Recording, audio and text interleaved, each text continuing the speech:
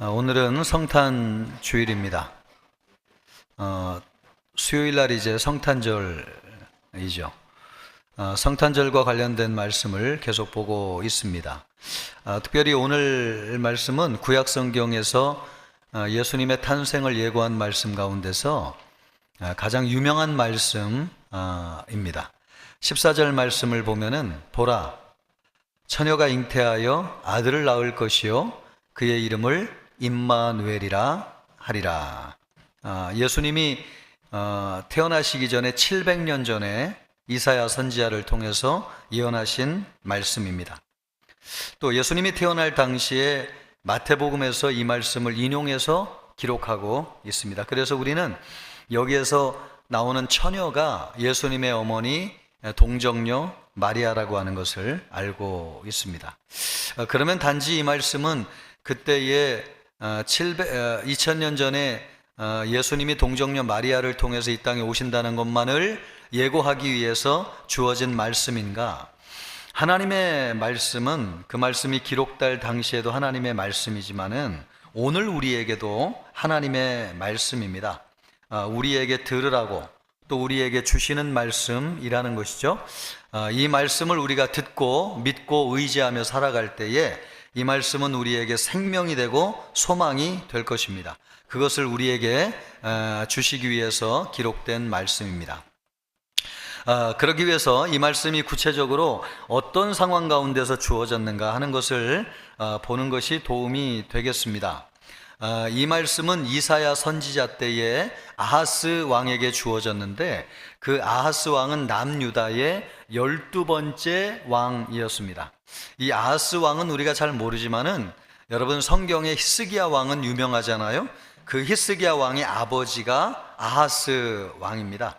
그런데 이 아하스 왕은 아들이 히스기야와 같이 아주 훌륭한 왕을 두었음에도 불구하고 이스라엘 역사상 남유다 역사 가운데서 가장 나쁘고 악한 왕 중에 한 사람이었습니다. 그러니까 바알신을 섬기면서 우상 숭배를 한 것은 너무 당연하거니와 또 그런 왕들은 너무나 많았기 때문에 특별히 나쁘다고 할 수도 없을 정도인데, 특별히 이 아하스 왕이 아주 나빴던 것은 아들을 몰렉이라고 하는 우상에 드리면서 불태워서 제물로 바쳤습니다.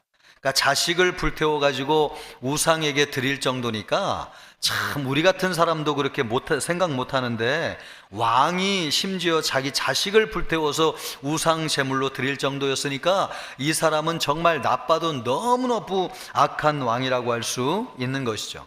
하나님이 진노하셨습니다.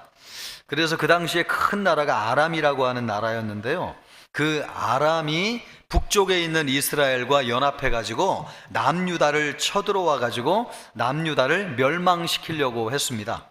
그 상황이 나라가 풍전등화에 놓인 상황이었기 때문에 백성들과 아하스 왕이 얼마나 겁을 먹고 두려웠는지 우리가 읽지는 않았지만은 이사야 7장 2절 말씀을 보면은 같은 맥락의 말씀을 하면서 이렇게 기록하고 있어요. 왕의 마음과 그의 백성의 마음이 숲이 바람에 흔들리는 힘처럼 흔들렸더라. 얼마나 두려웠는지, 바람이 불면 숲에 나무가 이렇게 착 흔들리잖아요.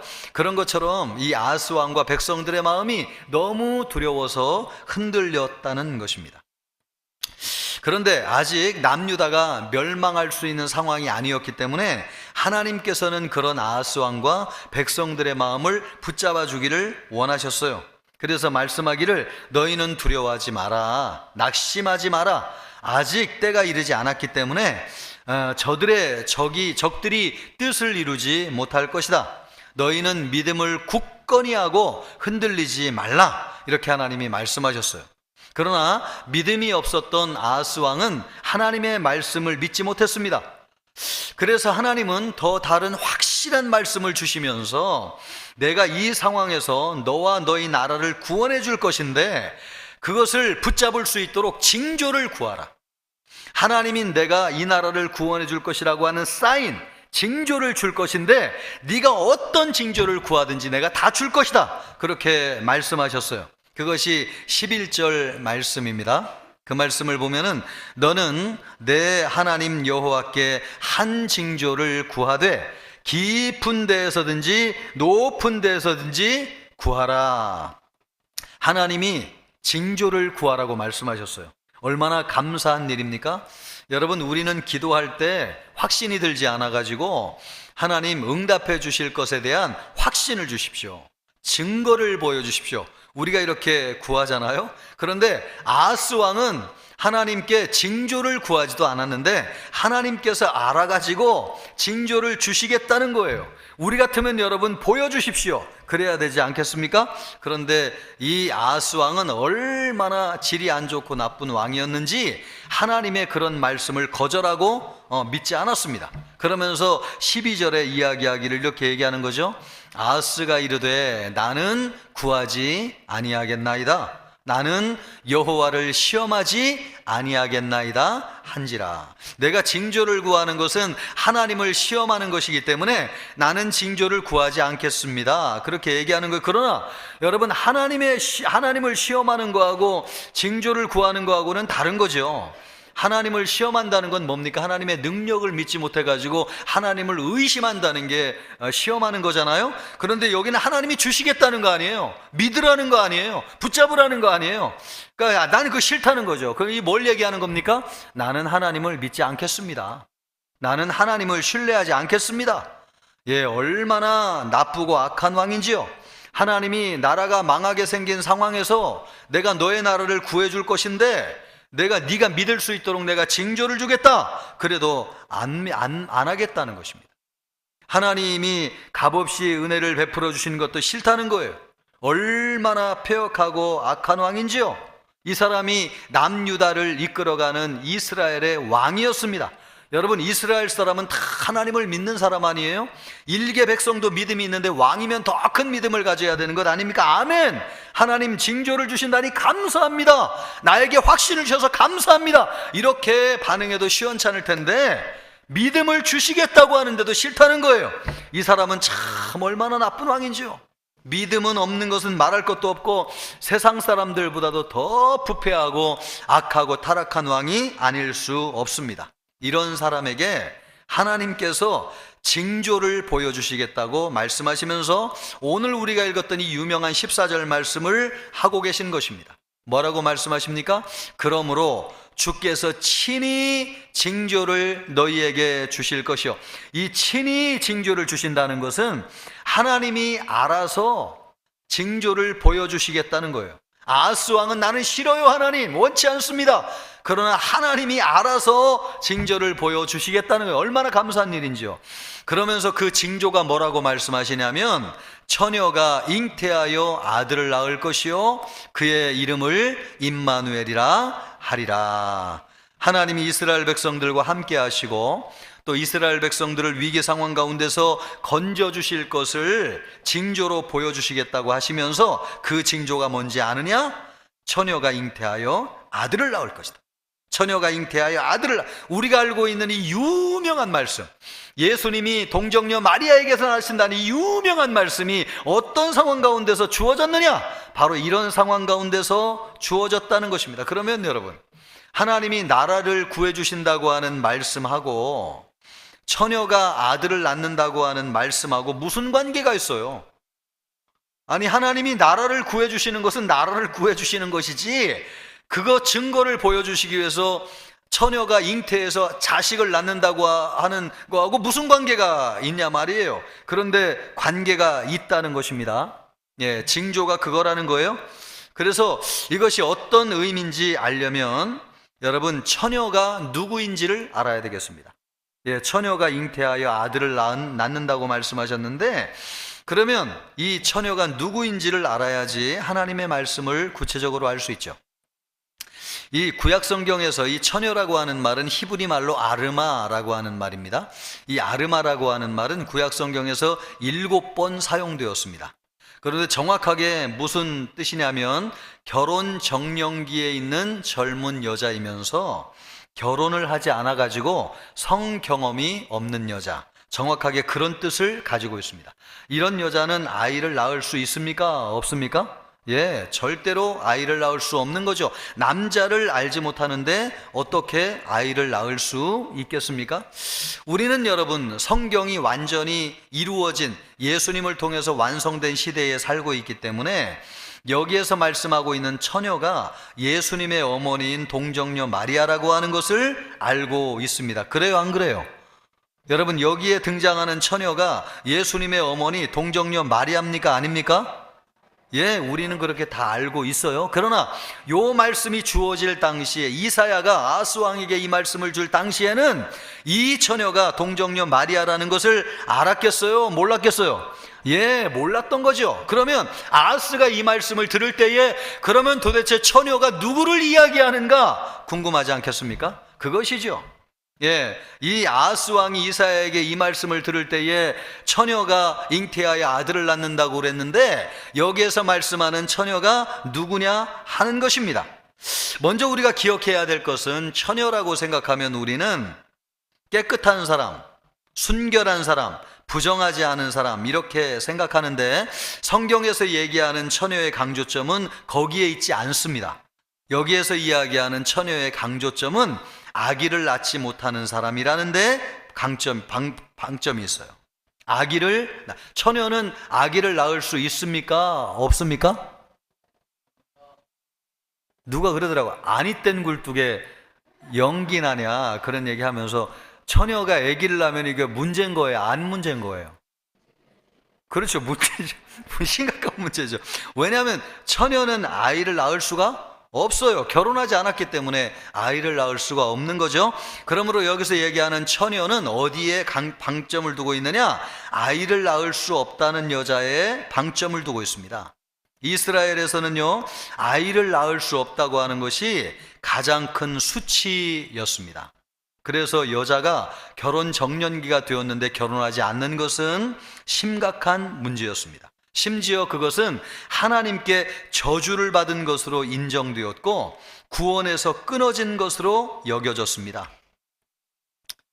그래서 성경에서는 아들을 낳지 못해가지고 한탄하며 불행하다고 생각하는 여자들이 많이 등장하고 있습니다. 많은 여자가 있는데 대표적으로 아브라함의 부인이었던 사라를 보십시오.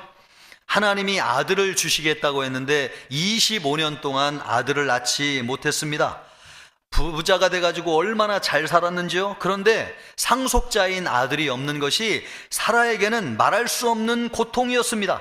그래서 이 상속자 아들을 낳는 것이 너무나 중요한 문제였기 때문에 인간적인 방법으로 자식을 낳으려고 했는데 어떻게 했어요? 자기의 몸종인 하갈을 통해 가지고 아들을 낳았는데 그 사람이 이스마엘이었습니다. 참지 못하고 그런 거. 그런데 나중에는 하나님이 사라를 통해서 아브라함 나이 100세에 이삭을 주셨잖아요. 그 아들을 품에 안았을 때에 얼마나 기쁘고 좋은지 세상을 얻는 것처럼 느껴졌습니다. 이처럼 아들을 낳는다고 하는 것은 이스라엘 여자들에게 있어서는 구원의 문제이고 영적인 문제였습니다. 단지 아들을 낳지 못하는 게 문제가 아니고 이거는 하나님과의 관계에 심각한 문제가 있는데 내가 구원을 받지 못했다, 하나님의 은혜를 받지 못했다, 나는 하나님 앞에 버려진 존재다, 이런 정도로 심각한 문제로 받아들여졌다는 것입니다. 또 야곱의 아내 라헬도 보십시오. 4명의 아내 가운데서 제일 사랑을 많이 받은 사람이 라헬이었습니다. 그런데 라헬은 남편의 사랑으로 만족이 되지 않았어요. 왜냐하면 다른 여자들은 다 자식들이 있는데 라헬에게는 자식을 낳지를 못했어요. 그것이 얼마나 한이 맺혔는지 남편을 들들들들 볶았습니다. 그랬더니 야곱이 얼마나 괴로운지, 내가 당신에게 아들을 낳지 못하게 한 것이냐, 봐라, 같이 살고 있는 다른 아내들은 다 자식을 낳는데 당신만 못 낳지 않느냐. 그 정도로 이 라헬에게 아들이 없다고 하는 것이 너무나 힘든 문제였습니다. 그래서 합한채를 갖춰 남편에게 바칠 정도로 아들을 얻고 싶어하는, 나중에는 이 라헬이 2 아들 요셉과 베냐민을 낳았지만은 여러분, 베냐민을 낳다가 죽잖아요. 그러니까 생명을 걸고 자식을 낳아도 내 생명을 버려도 아깝지 않은 존재가 아들을 낳는 것이, 그 정도로 이스라엘에서는 여자가 아들을 낳는 것이 세상에서 제일 중요한 일이었어요. 그런데 그 아들을 낳는 것은 하나님의 은혜를 받아야 낳는다고 믿었고, 그것은 구원받은 여자에게 주어지는 하나님의 특권이라고 믿었습니다. 그러니까 구원의 결정적인 증거가 아들을 낳는 것이었어요. 또 여러분, 성경에서 아들 생각하면 제일 유명한 여자 가운데 한 사람이 누구냐면 한나입니다. 한나. 한나도 남편의 사랑을 참 많이 받았어요. 그런데 주변에서 아들이 없다고 손가락질 당하면서 놀림을 받았어요. 이것이 한이 맺혔어요. 성전으로 올라가 가지고 하나님 앞에 포목절투하면서 하나님 나에게 자식을 달라고 얼마나 서럽게 울어대는지요. 그것을 보고 엘리 제사장이 여자가 대낮부터 술에 취해 가지고 술 주정한다고 얘기할 정도로 얼마나 여러분 미친 여자처럼 간절하게 하나님 앞에 구했으면은 그렇게 보였게, 그 정도로 자식을 낳는 문제가 이스라엘 여자들에게는 아주 절대적으로 중요한 일이었어요. 나중에 여러분, 하나님이 이 한나에게 아들을 주었는데 사무엘을 주었을 때에 이 아들을 어떻게 했습니까? 하나님 앞에 드렸잖아요. 나에게 소중하면 내가 키워야 되는데 왜 하나님 앞에 드린 것입니까?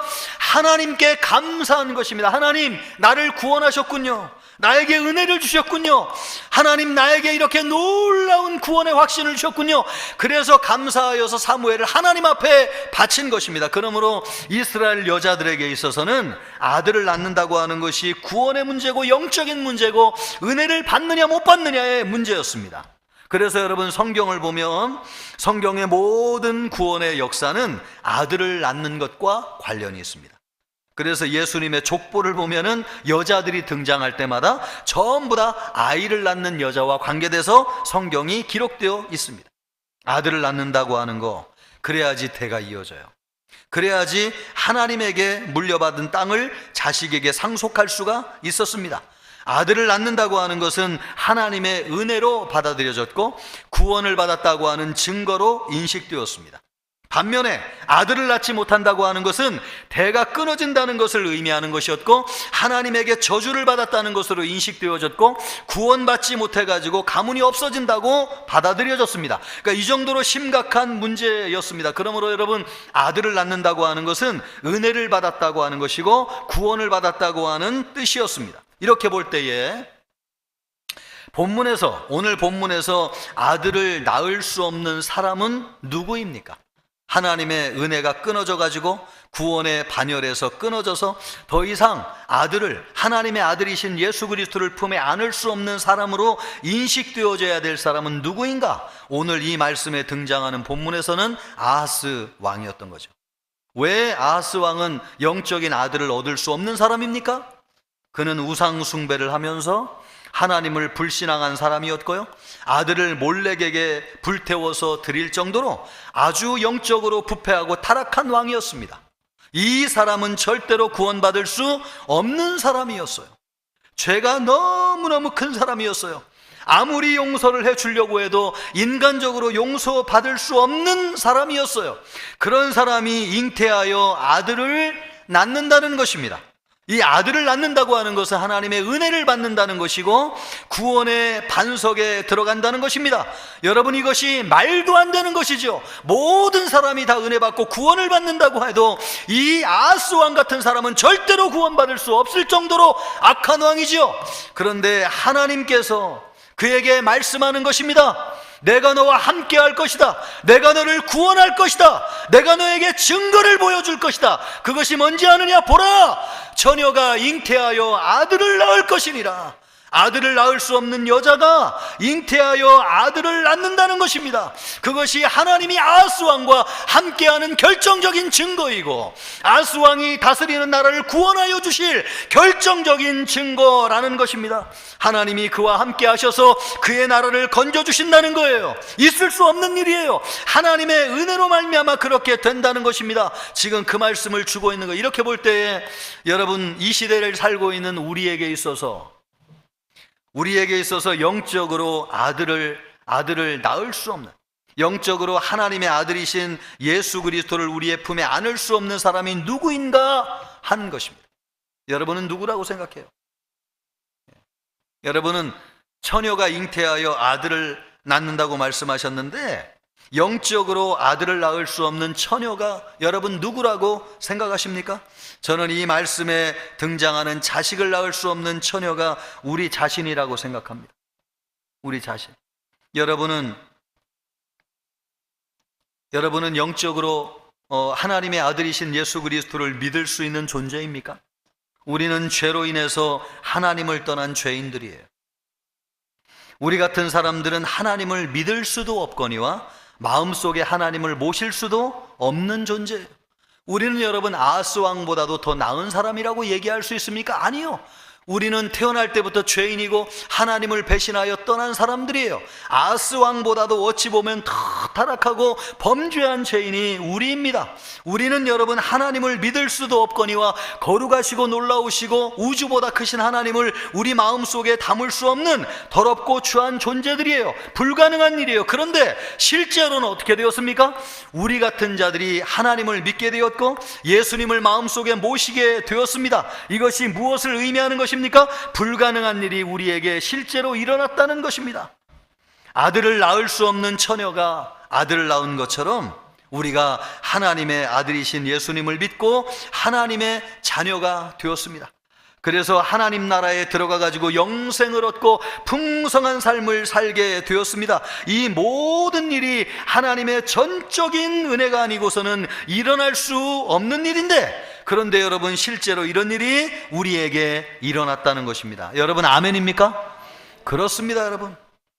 우리는 하나님을 믿을 수도 없고 예수님을 우리 마음속에 모실 수도 없는 존재인데 실제로는 우리에게 그런 일이 일어났어요. 그러므로 처녀가 잉태하여 아들을 낳은 것이지요. 그것이 하나님이 우리에게 주시는 징조라는 거예요. 어떤 징조냐? 내가 너와 함께 할 것이니라. 임마누엘이니라. 내가 너희를 구원할 것이니라. 그 징조라는 거예요. 그 증거가 어디에 있습니까? 우리에게 있다는 거죠. 우리에게. 여러분 우리에게. 그러므로 하나님이 우리와 함께 하신다고 하는 증거를 다른 데서 찾을 필요가 없어요. 우리 자신을 보십시오. 우리는 하나님을 믿는 것이 불가능한 사람들이에요. 어떻게 우리 같은 죄인이 하나님을 믿을 수 있어요? 그러나 실제로 우리는 하나님을 믿고 있어요. 하나님이 우리와 함께 하세요. 하나님이 우리 안에 거하세요. 불가능한 일이 우리 안에 일어난 것입니다. 그러므로 우리가 하나님이 우리와 함께 하신다고 하는 가장 확실한 증거가 무엇이냐? 우리 자신입니다. 이거보다도 더 확실한 증거가 없어요. 우리는 여러분 하나님이 함께 하시는 증거를 보여주십시오. 죽은 자가 살아나게 하시고 기적이 일어나게 하시고 병이 고쳐지게 하시고 하늘에서 불이 떨어지게 하여 주십시오. 그러면 내가 하나님을 믿겠습니다. 그렇게 얘기하지만 아니라는 거예요. 하나님이 우리와 함께 하신다는 아주 가장 명백한 증거가 있는데 뭔지 아느냐? 너희 자신을 보라. 너희 안에 하나님이 계시지 않느냐? 너희는 하나님을 믿을 수도 없거니와 하나님이 너희 안에 거할 수 없는 존재인데 어떻게 하나님이 함께 할 수 있느냐? 그것은 처녀가 잉태하여 아들을 낳는 것과 같은 하나님이 보여주신 증거라고 말씀하고 있다는 것입니다. 그러므로 여러분 우리가 이 세상을 살면서 하나님이 어디 계시냐고, 하나님이 나를 진짜 도와주시는 것이 맞냐고 확신이 들지 않아가지고 흔들릴 때가 얼마나 많아요. 흔들리지 말라는 것입니다. 왜요? 우리 안에 하나님이 함께 하시는 증거가 있기 때문에 그렇습니다. 하나님이 우리를 향해서 말씀하고 있는 거예요. 너희는 두려워하거나 낙심하지 말라. 믿음에 굳게 서서 흔들리지 마라. 내가 너희와 함께 할 것이고 너희를 구원할 것이니라. 그 증거가 뭐냐고? 너희 자신을 보라. 너희는 하나님을 믿을 수 없거니와 하나님이 함께 할 수 없지만은 너희 안에 하나님이 계시지 않느냐? 그것을 볼 때에 하나님이 내가 너와 함께 하는 것이고 너희를 구원할 것이니라. 너희 자신이 가장 확실한 징조니라. 그 말씀을 하고 있는 것입니다. 여러분 이것을 믿습니까? 우리가 어떤 존재입니까? 처녀로서 아들을 낳을 수 없는 존재인데 아들을 낳은 존재가 우리 자신이에요. 그것이 임마누엘의 증거예요. 하나님의 구원의 확신이에요. 우리 자신을 볼 때에 여러분 하나님이 우리와 함께 하신다고 하는 것을 보는 것입니다. 그러므로 두려울 때마다, 여러분은 흔들릴 때마다 여러분 안에 계신 하나님을 바라보시기를 바랍니다. 여러분 안에 하나님이 계십니까? 여러분은 예수님을 믿습니까? 그것은 여러분 처녀가 잉태하여 아들을 낳은 것입니다. 그것은 뭐예요? 하나님이 우리와 함께 하신다고 하는 결정적인 증거예요. 그래서 여러분 안에 계신 하나님을 바라보면서 여러분 자신에게 얘기하세요. 그래, 나 같은 사람이 어떻게 하나님을 믿을 수 있나? 그런데 하나님이 내 안에 계시지? 맞아, 이거는 불가능한 일이야. 그런데 실제로 일어났어. 하나님이 나와 함께 계시는 것이 틀림없어. 내가 어떤 위기 가운데 있어도 하나님이 나를 구원하실 거야. 여러분, 이것을 믿으시기를 바라요. 우리 자신이 증거입니다. 여러분 자신이 함께 하시는 증거입니다. 여러분은 처녀로서 잉태하여 아들을 낳은 존재입니다. 여러분과 하나님이 함께하고 계십니다. 그러므로 여러분, 이 놀라운 메시지가 2000년 전에 또 700년 전에 예수님 나기 전에 아스에게만 주신 말씀이 아니고 또 예수님을 통해서만 이루어진 말씀이 아니고 오늘 우리를 통해서 이루어진 말씀입니다. 아멘입니까? 여러분 안에 하나님이 계시는 것을 믿으세요. 하나님이 여러분을 구원하실 것이라고 하는 것을 믿으세요. 그 증거가 뭐냐고요? 내가 처녀로서 아들을 잉태하여 낳았기 때문에 그렇습니다. 아멘입니까? 그러므로 여러분 안에 있는 이 증거를 붙잡으시고 흔들리는 세상에서 여러분 말씀을 붙잡고 담대하게 살아가는 여러분이 되어야 될 줄 믿습니다. 하나님은 아하스 왕에게 나라를 구해 주시겠다고 말씀하시면서 처녀가 잉태하여 아들을 낳을 것이다, 임마누엘 약속을 주셨습니다. 이 말씀을 듣고 구원해 주실 것을 믿으라는 것입니다. 그러면 하나님이 우리에게 아들을 잉태하게 하시는데 그 아들은 예수 그리스도인데 그 예수님을 통해서 우리에게 주시고자 하는 구원이란 무엇인가? 하나님이 우리를 구원하신다고 말씀하셨어요? 그러면 하나님이 우리에게 주시는 구원은 무엇인가? 먼저 하나님이 우리에게 주시는 구원은 영적인 구원입니다. 사단의 세력에서 놓여져 가지고 하나님의 자녀가 되는 것이죠. 어떻게 처녀가 아들을 낳을 수 있느냐? 그것은 사람의 힘으로는 불가능한 것입니다. 그것은 무엇으로만 가능하냐? 성령으로만 가능합니다. 그래서 여러분, 하나님이 우리에게 주시는 구원은 영적인 구원이에요. 성령의 역사이기 때문에 그렇습니다. 누가복음 1장 34절부터 35절 말씀을 보면 마리아도 그것이 믿어지지 않았어요. 그래서 마리아가 이렇게 얘기하는 것입니다. 마리아가 천사에게 말하되 나는 남자를 알지 못하니 어찌 이 일이 있으리이까? 맞아요, 안 맞아요? 맞죠? 내가 남자를 알지 못하는데 어떻게 아들을 낳을 수 있습니까? 그렇게 얘기를 했더니 천사가 이렇게 얘기하는 것입니다. 천사가 대답하여 이르되 성령이 내게 임하시고, 할렐루야, 지극히 높으신 이의 능력이 너를 덮으시리니 이러므로 나실 바 거룩하신 이는 하나님의 아들이라 일컬어 지리라. 아멘. 성령으로 말미암아 동정녀 마리아가 아들 예수님을 잉태하여 낳게 된다는 것입니다. 여러분, 어떤 사람도 하나님의 아들을 믿는 것은 자기의 힘으로 믿을 수 있는 것이 아닙니다. 여러분, 하나님을 믿는 것은 불가능해요. 그래서 믿는 사람보다도 믿지 않는 사람이 세상에 훨씬 더 많잖아요. 하나님을 믿고 싶어도 믿을 수가 없어요. 그것은 사람의 힘과 능력으로는 불가능한 일이에요. 오직 성령으로만 가능한 일입니다. 아멘입니까? 그래서 예수님이 요한복음 3장 5절에 말씀하시기를 사람이 물과 성령으로 나지 아니하면 하나님 나라에 들어갈 수 없느니라.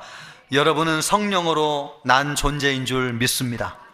여러분, 우리가 예수 믿고 하나님을 믿는다고 하는 것은 성령이 믿게 하시는 것이지 우리의 힘과 실력과 능력으로 믿을 수 있는 것이 아니에요. 그러므로 성령의 역사이기 때문에 우리 안에 있어 일어난 구원은 영적인 구원이에요. 우리는 원래는 영적으로 예수 믿기 전에는 사단의 지배를 받으면서 사단의 종노릇하며 살았습니다. 사단이 우리를 지배할 때에 죄와 사망의 권세로 우리를 지배했어요. 그래가지고 사단이 막 우리를 겁을 주면서 사단의 말을 따르지 않으면 죽일 것이라고 우리를 압박해가지고 우리가 겁에 벌벌벌 떨면서 죄와 사망의 권세 아래 살면서 죄의 종으로 살았어요. 그래서 여러분, 우리 인간의 삶이 어떻습니까? 가난하고 질병으로 고통당하고 괴로움 가운데 평생을 살다가 죽음을 맞이하는 것이 우리 인간의 삶이었어요. 사단이 우리를 그렇게 이끌고 다녔어요. 그런데 예수님이 오셔가지고 우리를 짓누르고 있는 죄의 사슬을 끊어버리시고 우리를 영적으로 해방하셨습니다. 죄에서 자유하게 하여 주셨습니다. 더 이상 죽음을 두려워하지 않게 되었어요. 가난과 질병과 고통이 우리를 지배할 수 없게 되었어요. 예수님이 우리에게 영생을 주셔서 우리를 자유하게 하시고 우리를 행복하게 하시고 우리에게 평안을 주셨기 때문에 그렇습니다. 이 모든 일이 성령으로 말미암아 우리 안에서 일어난 일인데, 그러므로 우리에게 주어지는 구원, 어떤 구원이냐? 영적인 구원이라는 것입니다. 여러분 안에 그런 영적인 구원이 예수님을 믿는 순간 임하게 된 줄 믿습니다. 영적인 구원이 우리에게 임했어요. 이것은 성령으로 거듭나서 예수님을 믿고 하나님의 자녀가 된 사람들에게 주시는 영적인 구원이에요. 여러분이 성령으로 말미암아 예수님을 구주로 믿기를 주님의 이름으로 축복합니다. 여러분이 예수님을 믿는 순간 여러분 안에 영적인 놀라운 역사가 일어난 줄 믿습니다. 사단의 권세가 떠나간 줄 믿습니다. 가난에서 벗어난 줄 믿습니다. 질병이 떠나간 줄 믿습니다. 고통이 떠나간 줄 믿습니다. 우리의 주인은 누구냐? 예수님이세요. 우리의 성도들 가운데서 질병으로 고통당하는 분들 많이 계세요. 그러나 여러분, 질병을 향해 선포하세요. 질병아, 너는 내 주인이 아니다. 내 주인은 예수님이다. 질병은 떠나갈지어다.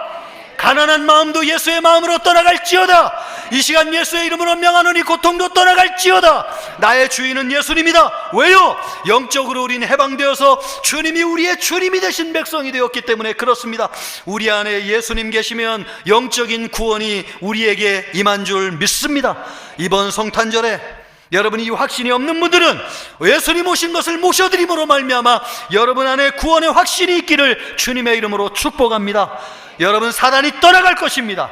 질병이 역사하지 못할 것입니다. 고통이 떠나가게 될 것입니다. 예수님이 여러분을 주장하실 것입니다. 그런 역사가 있기를 주님의 이름으로 축복합니다. 또 하나, 우리 예수님이 우리에게 주시는 구원은 실제적인 구원입니다. 말로만의 구원이 아니라 하나님의 나라는 말에 있지 아니하고 능력에 있느니라. 여러분, 하나님의 구원은 우리의 삶에 실제적인 하나님의 능력이 나타나는 것. 하나님이 아하스에게 이 말씀을 주셨을 때에는 나라가 풍전등화와 같은 위기에 처해 있을 때였습니다. 너는 이 말씀을 붙잡아라. 그러면 내가 너의 나라를 구해줄 것이다. 하나님이 실제로 이스라엘을 여러분 요람이라고 하는 강대국으로부터 구해 주셨어요. 이 약속을 붙잡을 때에 하나님이 실제적인 구원을 허락해 주셨어요. 우리에게도 그렇게 될 줄 믿습니다. 여러분, 나라의 운명이라고 하는 것은 인구수에 달려있는 것이 아니에요. 군사력이 막강하다고 해서 나라가 잘 되는 것도 아니에요. 여러분, 국민 총생산이라고 하는 GNP가 높다고 해가지고 그 나라의 운명이 잘 되는 것도 아니에요. 한 나라의 운명은 신앙에 달려져 있고 믿음의 사람들에게 달려져 있습니다.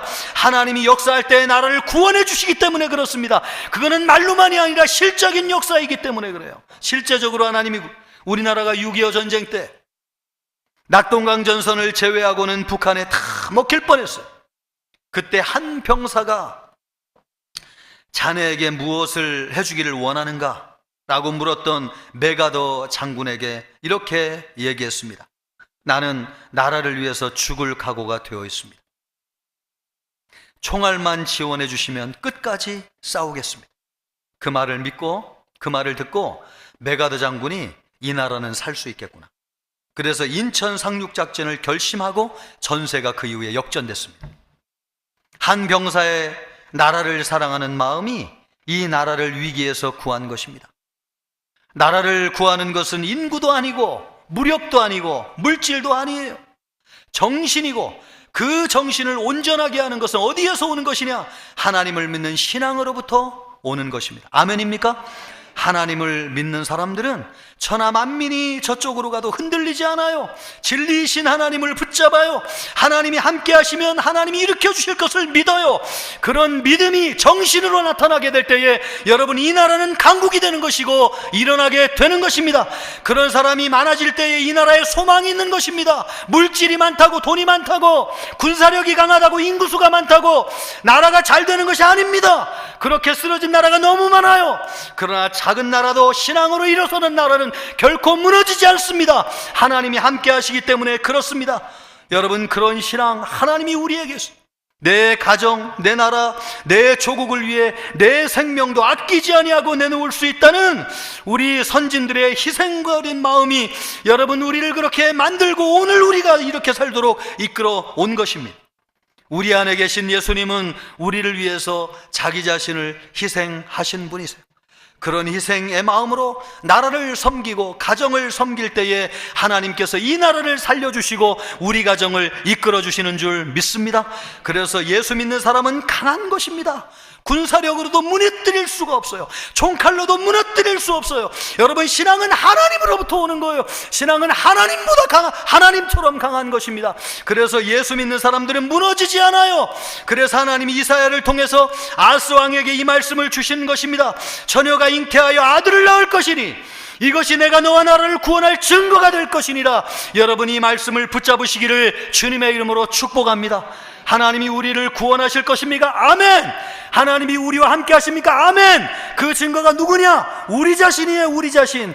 우리가 하나님을 믿을 수 없고 구원받을 수 없는데 우리에게 실제로 그런 일이 일어났잖아요. 이것이 하나님이 우리와 함께 하신다는 증거입니다. 하나님이 우리를 구원하신다는 명백한 결정적인 증거예요. 이것을 붙잡는 우리 모든 성도님들 되시기를, 그래서 실제적인 구원이 여러분의 삶에 역사하기를 주님의 이름으로 축복합니다. 하나님이 이 아스에게 이 말씀을 주신 거예요. 여러분이 똑똑히 들어야 돼요. 그래서 처녀가 잉태하여 아들을 낳을 것이니 그 이름을 임마누엘이라 하리라. 처녀로서 잉태하여 아들을 낳은 사람이 누구냐고요? 나이고 여러분 자신입니다. 이 말씀을 붙잡을 때에 우리는 구원받을 수 있고 위기 가운데서 일어날 수 있습니다. 그러기를 축복해요. 그러기 위해서 오늘 두 가지를 꼭 기억하셔야 되는데, 첫째는 뭐냐? 이 약속을 붙잡기 위해서 하나님께 감사하며 예배해야 됩니다. 왜 예배해야 되는가? 14절 말씀을 보면 이렇게 말씀하고 있습니다. 주께서 친히 징조를 너희에게 주실 것이라. 친히 징조를 우리에게 주셨어요. 아스 왕은 원치 않았어요. 그런데 하나님께서 은혜로 그 징조를 보여주셨어요. 우리도 구원받은 것도 나는 구원이 무엇인지도 몰랐어요. 구원받기를 원하지도 않았어요. 그런데 하나님께서 아들 예수 그리스도를 보내셔가지고 예수님을 믿게 하시고 하나님의 자녀가 되어서 구원받게 해 주셨습니다. 얼마나 감사한 것인지요. 그런데 우리 하나님 앞에 드릴 수 있는 최고의 감사가 무엇이냐? 그것은 우리 하나님을 예배하는 것입니다. 여러분, 성탄절 때 다 나오셔가지고 아들 예수로 은혜로 우리에게 오셔서 우리에게 품게 하시는 이 예수님을 예배함으로 맞아들이실 수 있기를 바랍니다. 우리 하나님이 제일 기뻐하실 거예요. 그렇게 감사함으로 예배하여서 예수님을 맞아들이는 자에게 하나님께서 아들을 잉태하게 하여 주시고 구원의 확신을 주시고 함께 하신다는 증거를 보여주시는 것입니다. 예배로서 주님을 맞아들이는 우리 모든 성도님들 되시기를 주님의 이름으로 축복합니다. 또 하나 우리가 꼭 적용해야 될 것이 있는데, 그것이 뭐냐? 위기를 만날수록 하나님의 말씀 듣기를 힘쓰시기를 바랍니다. 위기 가운데서 만나가지고 불안해가지고 말이에요, 주변 환경에 두리번거리고 사람들의 귀에 말에 귀를 기울이는 사람들, 그래서 마음이 추풍 낙엽처럼 떨어지는 사람들이 얼마나 많은지요. 그래서 세파에 휩쓸려 지나가는 사람이 너무나 많이 있습니다. 그래서 하나님께서 그것을 알고 흔들리는 아하스 왕에게 누구를 보내셨습니까? 이사야 선지자를 보내줘가지고 너는 하나님의 말씀을 붙잡으라. 내가 너에게 증거를 줄 것이니라. 처녀가 잉태하여 아들을 낳을 것이니라. 이것이 내가 너와 함께 할 것이라는 결정적인 증거니라. 이 말씀을 주셨어요. 왜 이 말씀을 주신 것입니까? 말씀을 붙잡아야지 흔들리지 않기 때문에 그렇습니다. 아멘입니까? 여러분, 말씀을 붙잡으면 악이 무엇이고 선이 무엇인지를 분별하게 돼요. 그래서 15절 말씀을 보면 이렇게 얘기하고 있는 것입니다. 우리 15절 같이 읽습니다. 그가 악을 버리며 선을 택할 줄 알 때가 되면 엉긴 젖과 꿀을 먹을 것이라. 이 꿀을 먹는다고 하는 것은 하나님의 나라의 풍성한 삶이 이루어진다는 것인데, 언제 그렇게 된다는 거예요? 악을 버리고 선을 선택할 때. 우리는 악을 버리고 선을 선택할 수 없어요. 이렇게 하신 분은 누구냐? 예수님이세요. 그래서 우리는 예수님의 말씀을 듣고 예수님을 믿을 때 영적으로 분별하게 돼요. 그래, 천하 만민이 따라가도 악은 절대 안 따라가요. 그러나 한 사람이 나와도 선은 붙잡아요. 누가 그렇게 할 수 있느냐? 예수님이 그렇게 하셨기 때문에 예수님을 믿는 우리가 그렇게 할 수 있습니다. 아멘입니까?